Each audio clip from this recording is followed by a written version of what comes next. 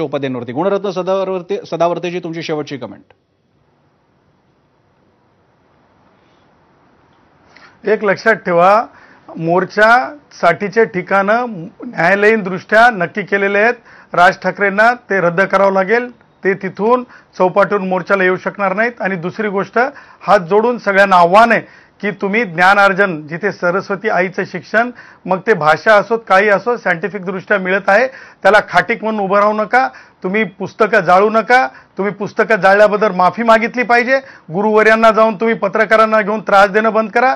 शैक्षणिक वातावरण गडबड करू नका. आणि सुषमाताई, तुम्ही 17 जून 2025चा जे कोरिजेंडियम आहे ते जरा स्पष्ट वाचून काढा. आणि त्याच्यात स्पष्ट लिहिलेलं आहे की मराठी भाषा ही सक्त आहे. आणि तिसरी लँग्वेज नॅशनल एज्युकेशन पॉलिसीच्या जे 4.11 to 4.13 ही तिसरी भाषा कोणती द्यायची ती ऐच्छिक दिलेली आहे. परंतु महाराष्ट्रामध्ये हिंदी भाषा ती स्वीकारलेली आहे.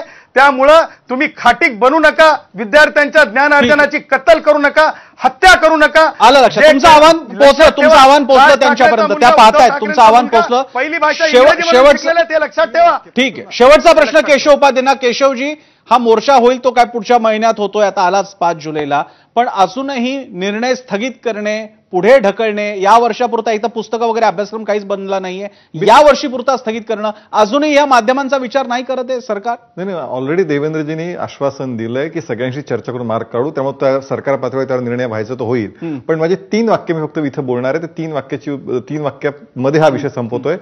खरं म्हणजे मोर्चा काढताना